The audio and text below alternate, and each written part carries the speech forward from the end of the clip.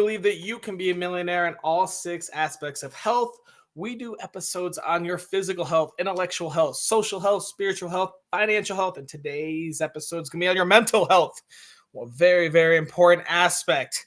This show, if you've never watched before, is built on the fundamental belief that every person you meet knows something you don't, and that there's something to be learned from everyone. So we have gathered 3 awesome guests to help us talk about how to improve your mental health with self-talk.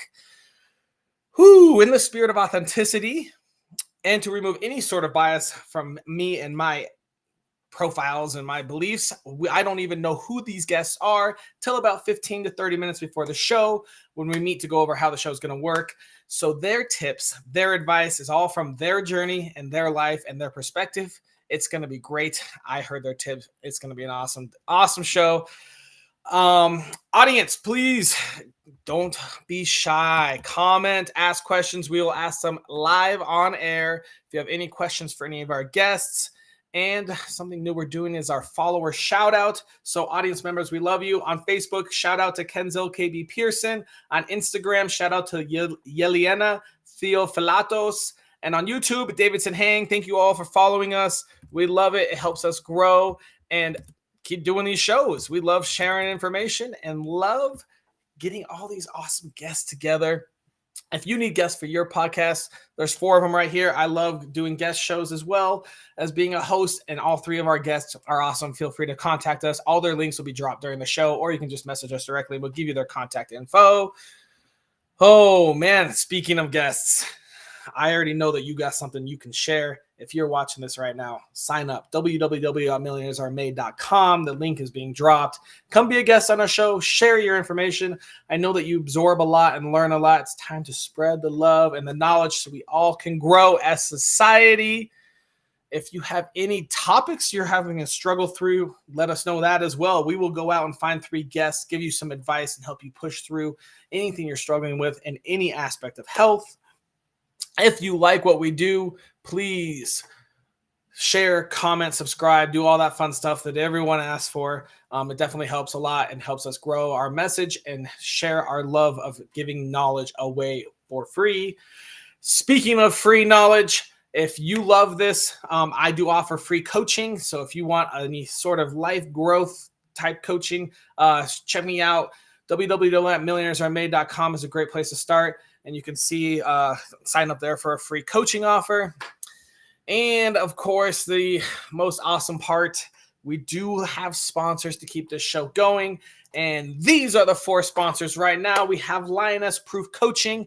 In a time when mediocrity is running rampant, Lioness Proof Coaching is here to help women up-level their health and unlock their inner lioness to have more energy, vitality, and longevity.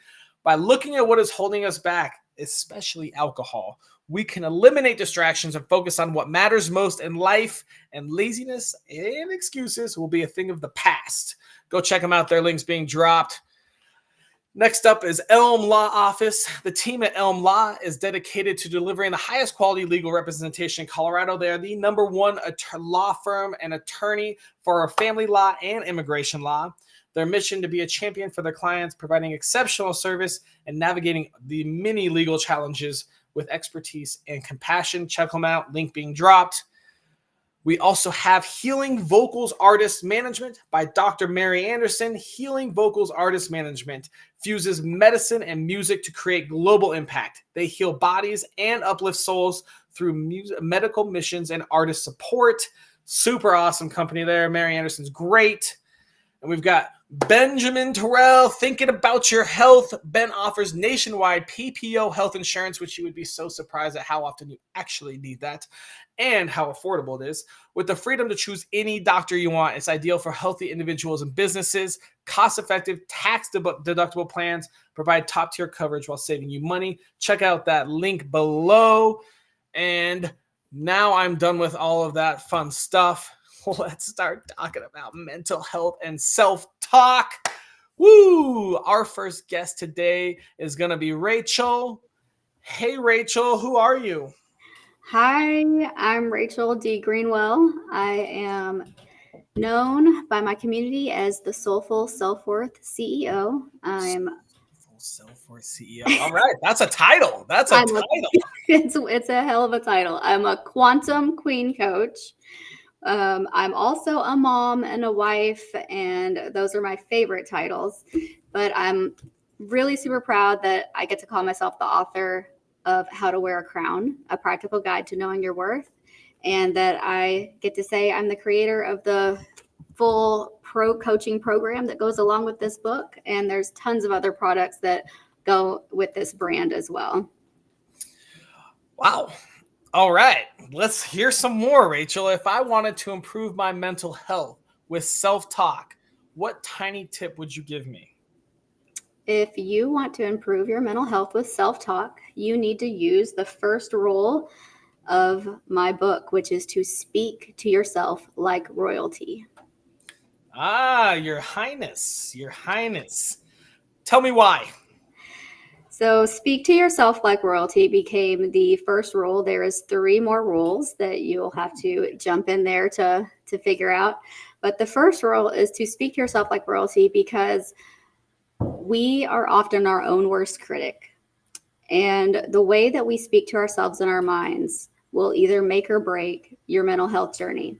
We can speak ourselves down into the deep, dark pits of hell, or we can speak ourselves into the life of our dreams. And it all starts right here. The way that we speak to ourselves affects the way that we feel about ourselves. It affects the things that we believe about ourselves, which affects our identity and what we know to be true about who we are. Once you start affecting your identity, then that's going to determine what kind of behaviors you have in your life. Your behaviors are going to be determined what actions you take, which is going to eventually determine who you become, what you do, and what your future looks like. So for mental health, self-talk, do you agree that that's the first step to good mental health? I really do. I truly do. It was the first step for me, was getting control over my brain and learning to stop saying all of these negative things that I was saying about myself. Most of them I was completely unaware of. We do this on such a subconscious level that we have to become aware of what our self-talk is, first of all, because it can be so deeply ingrained from childhood. We acquire these different beliefs and these ideas that we have about ourselves, which is going to determine what we're saying about ourselves in our mind. Let me ask you the difference between, so obviously nobody's perfect and we all have weaknesses. What is the difference between bad self-talk versus acknowledging your weaknesses and knowing you have those? So I talk a lot about my very first belief system that I caught, right? Which is every belief system is going to be attached to a statement that you would say about yourself in your mind. It's going to be attached to a negative self-talk. So the first one that I ever caught in myself was, I am stupid, right? And when we talk about identity, it's going to be anything that we say after those words, I am this, I am that, right? So it flew through my mind, I am stupid. So that's a really self-defeating self-talk, because if I say I am stupid, I'm going to believe I am stupid. I might not do anything that smart people would do, right? Like I might not go back to school to get a degree. I might not show up here to be like, hey, I've got something to share with the world that is powerful, right? Well, if I didn't believe that I was intelligent, I wouldn't be here talking to you guys right now, feeling like I have something to share. So that's really self-defeating. If I say if I think that I know everything already, or I don't acknowledge that there's areas that I don't have information, right? Maybe I want to feel more intelligent, or I want to know more information in a certain area.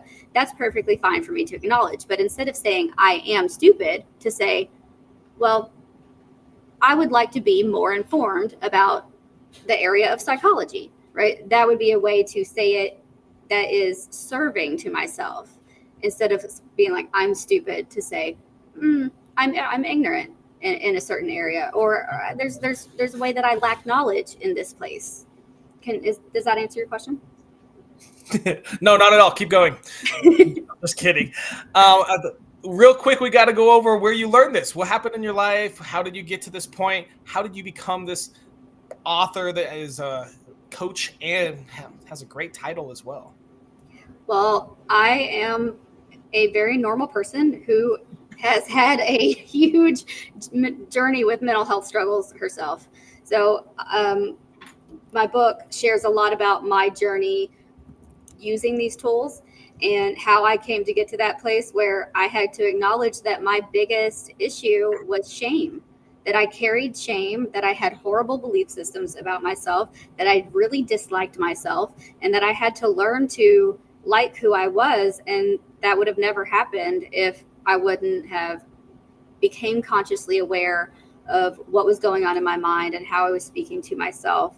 And I wanted to go after my dreams. I had big purpose. I knew I had a huge potential, but I wasn't going after for some reason, right?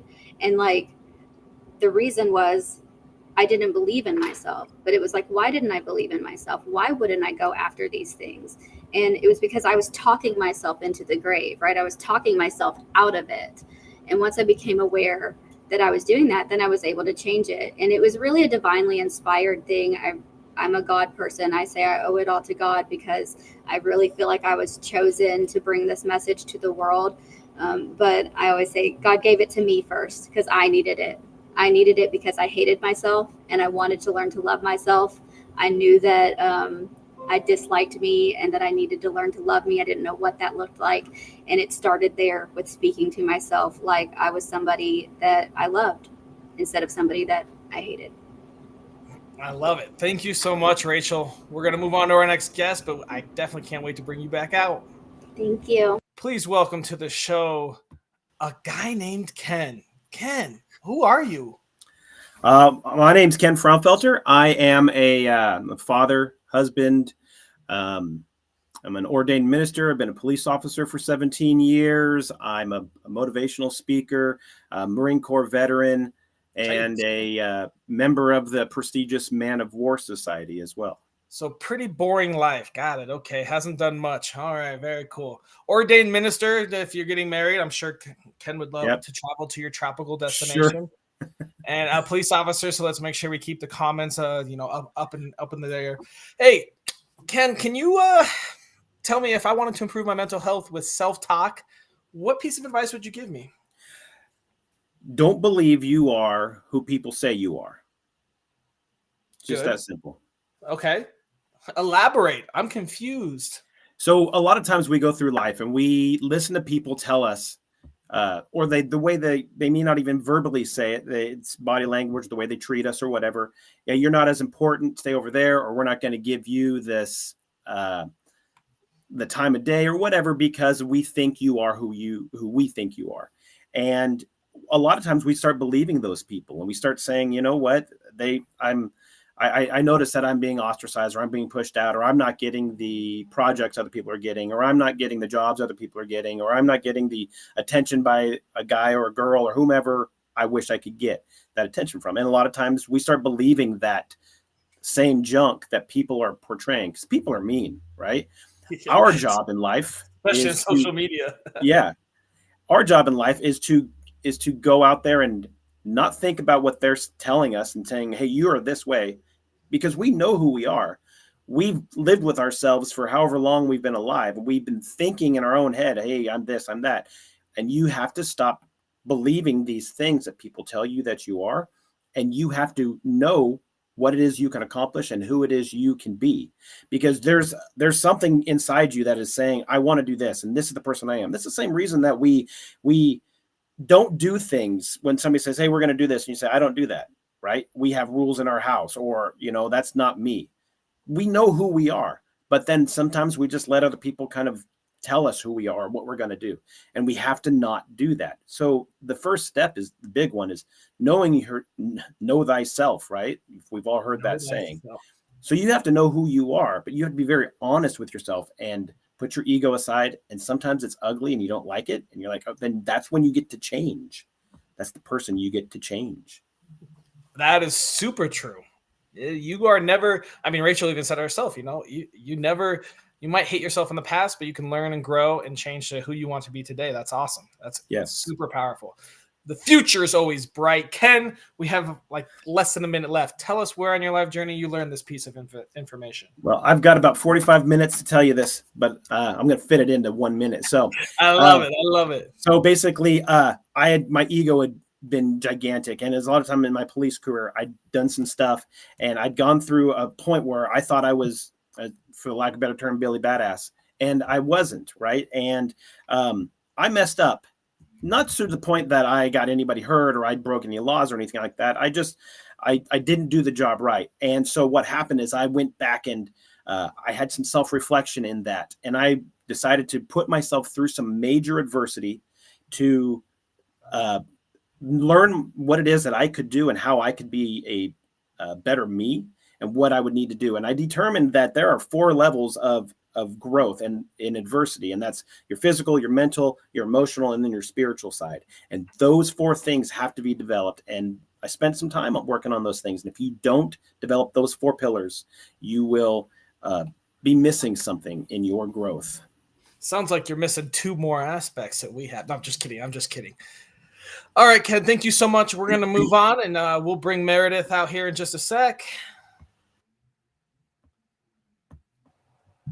Hey, Meredith. Hello. Woohoo! It's great to be here. What great tips so far, right? Whoa, I love it. Tell us who you are, Meredith.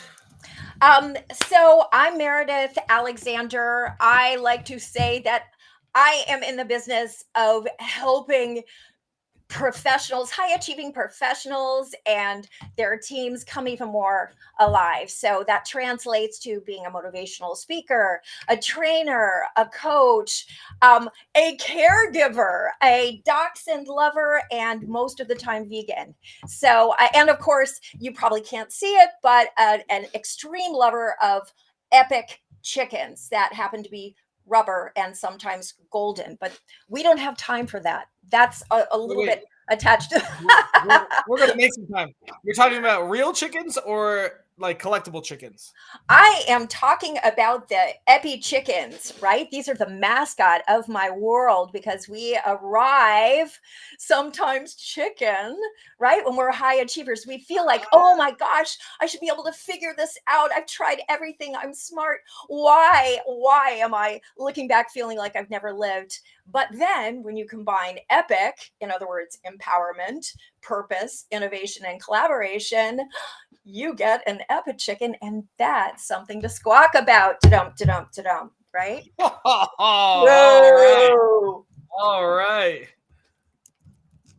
Jesus. All right. Well, if I wanted to improve my mental health with self-talk, what tiny piece of advice would you give me?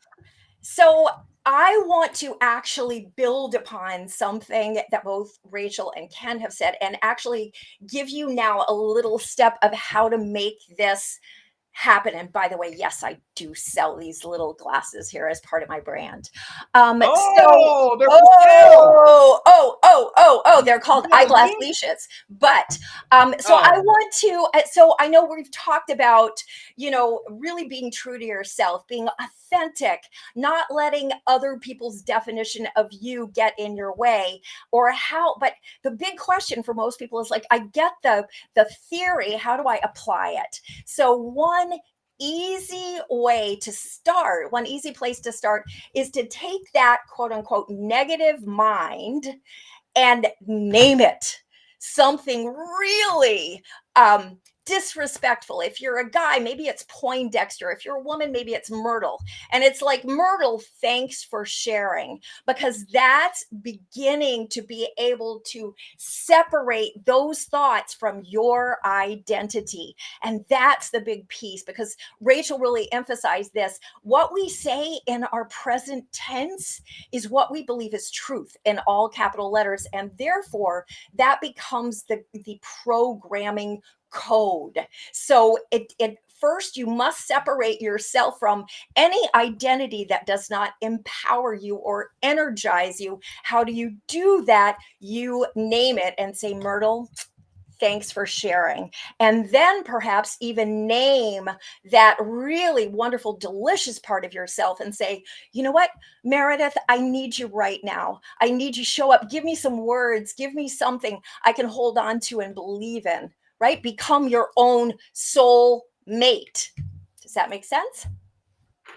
It does. Stories, we're going to hold on to yours till we bring everyone out. First, we're going to let Meredith answer her last question, and then we'll go into audience questions. Meredith, where on your life journey did you learn this information? Where it was really solidified, I have been an aficionado of how some people face formidable obstacles and emerge bigger, bolder versions of themselves. Little did I suspect that in 2016, my youngest child would literally be crushed by a boulder, and I would get that call. And needless to say, that was my moment. So at 30,000 feet, I had to ask myself some powerful question. And is this all this inner game stuff just woo woo and theory, or is it freaking real?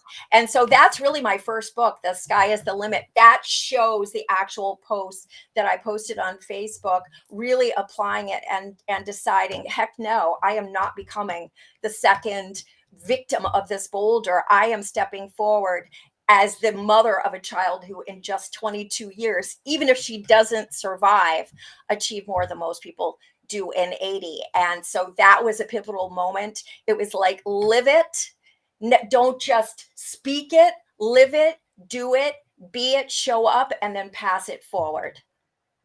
I love it. I love it, Meredith. All right, we're going to keep that energy going, but we're going to bring Rachel and Ken back out. All right, first things first, guys. We have a question from the audience. Does self-talk have any impact on motivation? Yes. Why? Because let's take the statement, I am lazy. So say you believe that you're lazy and you're constantly telling yourself every day, I'm lazy, I'm lazy, I'm lazy, because maybe your parents told you you're lazy for laying around, and now you've developed this belief that you're a lazy person. What does a lazy person do? What type of behaviors does a lazy person have? They don't do much, right? So there's something in you that you're believing about yourself. There's something in you that you're saying that's keeping you from going after or being motivated to do the things that you would do if you had maybe a more self-serving set of beliefs or set of self-talk. Like I said earlier, I can talk myself into staying on the couch. Well, I'll just mess that up anyway. There's no reason for me to go on that podcast. Like, I'm just going to cancel because I'm too nervous, right? Whatever. Like, you could say things that keep you from showing up for something, or you can say, no, I'm going to do it anyway. Even though I feel like this, I'm going to continue on. Even though this, I'm going to show up for myself regardless, right? You can talk yourself into action, or you can talk yourself into inaction. Wow. We actually have another really good question that I'm going to throw up there real quick. Can negative self-talk ever be a positive force, or is it always harmful? I can speak on that as well. Anyone else? Yeah, I think we can all say something. I think we can all speak on that, right? Ken, you go for it. So I think it depends on the subject matter. Is that negative self-talk? Is that telling you that, you're not going to be able to do this? That weight is too heavy for you to lift.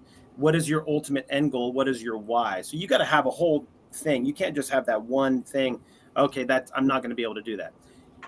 What did Abraham Lincoln say? Whether you can or you can't, you're going to be right. Right. So the idea is, if you just look at negative self-talk as a black and white thing, you're probably not going to be able to use it. However, it can be a positive force. If you've told yourself you can't do it, and then you come back and you decide to try it anyways without even thinking about it, and you say, well, it's going to do it, right? What's going to happen? That negative self-talk is going to be defeated. And so, can you use it as a positive? Where's that negative talk coming from? Is it a voice you've heard previously, like when your parents used to demean you when you were a kid or something like that? Yeah, you can use that as a positive force, but it depends on the totality of the circumstances, one might say. And Yeah. may I add on to that, because I love that. I love that. Yes, And I please. think that, so again, I'm big on showing the theory in action. So now, so let's assume that a lot of us who are coaches have people who show up saying, my biggest challenge is fill in the blank. Often it's my confidence, right? And so the client arrives saying, but that's true.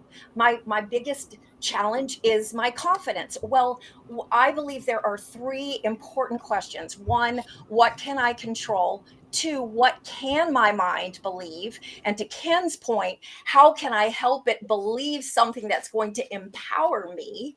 A la the quote. But the third question is, what might I be assuming that is not necessarily true? So when we make a statement that feels negative, such as, oh, my biggest challenge is, as Rachel said, getting off the couch and just getting motivated today. Okay, that's true, but the assumption is it's the only variation of truth. What if you were to shift that present tense statement to something more like, my biggest focus right now is finding things that give me more confidence, or my biggest commitment right now is finding people who can help me to build my confidence. That can be true as well, but you can feel the emotional frequency, the energy level of that is so powerful. So we should really strive to what I call ACT, ACT. Be very aware of your present tense statements. As Rachel said, how do they make you feel? Those are emotional guidelines. C, commit to changing it when they feel like they are de-energizing you. So change the challenge to an opportunity, the challenge to a focus, the challenge to a possibility. And T is to realize that transformation is as simple as making a different choice. That is the only thing that you control. You cannot control your circumstances, but you definitely control how you respond to them and what you make them mean in your life story. Right. I would say if you say I have to go to work today, change that to I get to go to work today. Yes. Something along those lines. Yes. May So I that's- speak to it as well? Yeah, go ahead. Go ahead. Okay. So I like to call shame a dirty fuel. So a lot of times we will use shame to propel ourselves forward, such as like, ooh, I'm so fat and gross, I need to go to the gym, right? That might motivate you and get you to the gym, but it's not a sustainable energy. Like the energy of worth or positive self-talk will propel you and keep you consistent throughout your change, right? It might get you there, but then the shame is also going to get you back to the stagnation or the original place that you were at. So I think when I heard that question, that's what came to my mind, because a lot of times we can shame our way into a better place for a while, but it's not going to be sustainable. So that's why I would really encourage people to utilize more of those positive, like our other guests were talking about, switching it to something that's positive, finding that more positive thing to hang on to. But we can use it as a quick push, but it's not going to last. And do you go over how to make sure that helps in your book? Definitely. Yes. All the things you need. Negative, positive. Oh man. Oh guys, we're running out of time. We have to do our daily challenge now. It's got to be something that takes less than 5 minutes, costs $0, and anyone in the world can do it, from Zimbabwe to Mozambique, which are actually pretty close together, but go all the way around the world. Any thoughts? I'll launch in.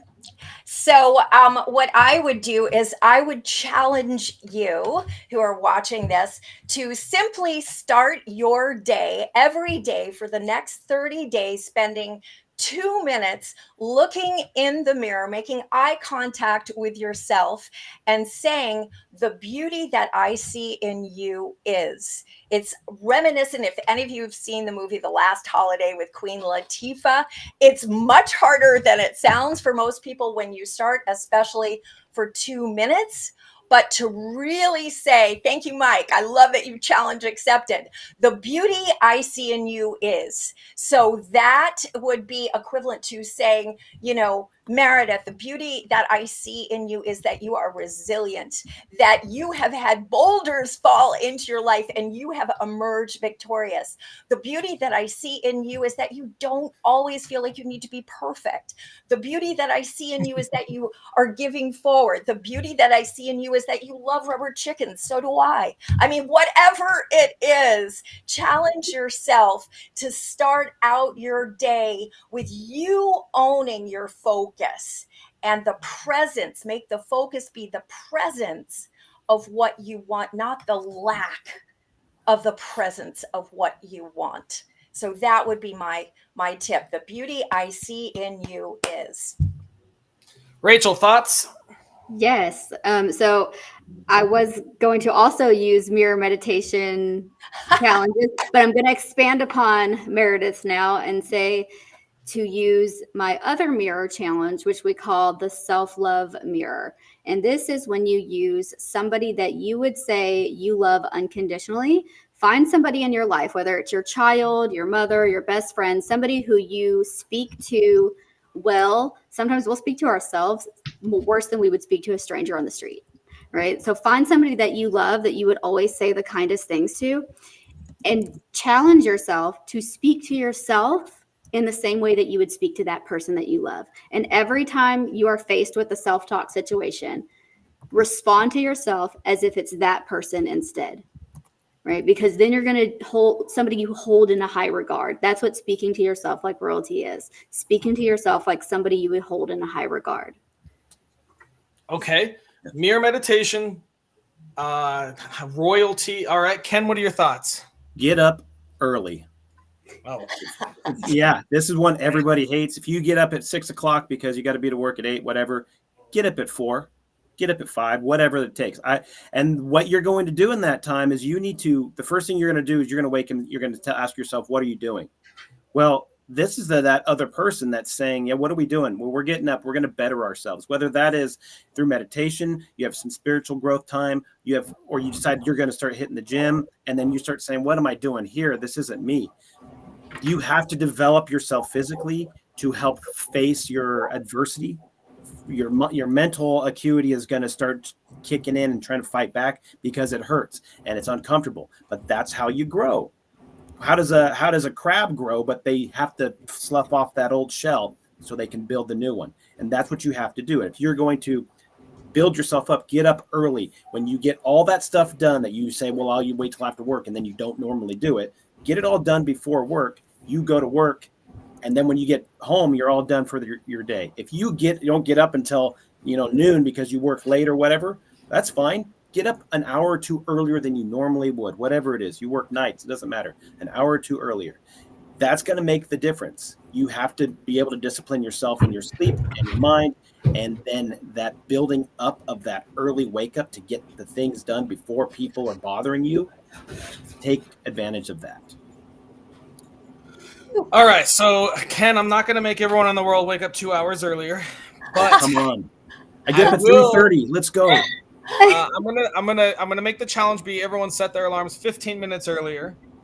At least 20 to 15 minutes earlier. Spend some time with yourself and your mind. All right, we're gonna do 20. We're gonna do 20. Remember, this is a low level. We're just getting started. Okay, we're doing tiny steps. I don't want anyone getting scared away. I'd rather people do it than just say fuck 2 hours. Right. So we'll say we'll start at 20 minutes earlier, and that's going to include some mirror meditation and referring to yourself as royalty. Everyone sound good with that? Yes. I want everyone to be ordering their tiaras on Amazon later this afternoon. And hopefully she has an affiliate link. Yeah. And your eyeglass leashes. So, yeah. Also, not Amazon. Go local. Support Of local. course. There's some tiara maker somewhere on Facebook Marketplace. Go buy it from your local tiara maker. Beautiful. All right, guys. Any other last minute thoughts? We are 4 minutes late, so hurry up if you have anything last minute. Otherwise, I'm going to end this show up. We have our daily challenge. I got one. Great. If you had a time machine, you can go back in time and you can meet yourself when you're 8 years old. Would your 8-year-old self look at you and say, that's the person I want to be when I grow up? Ooh. I'm gonna second that. Something I always say is, are you best friends with your future self? Yes. Yes. Love Think it. about both. And if not, turn into that. Absolutely. Exactly. Love that. Awesome. Thanks, guys. I'm going to wrap up the show. Thank you so much for being on. Hope you guys enjoyed yet another episode of Millionaires Are Made. That was a tough one. That was a good one. Man, there was some knowledge there. You may want to go back and just rewatch it because there was just constant streams of information. Mental health, super important in our life today. Self-talk, super important. Thank you so much to our guests. And hopefully today is the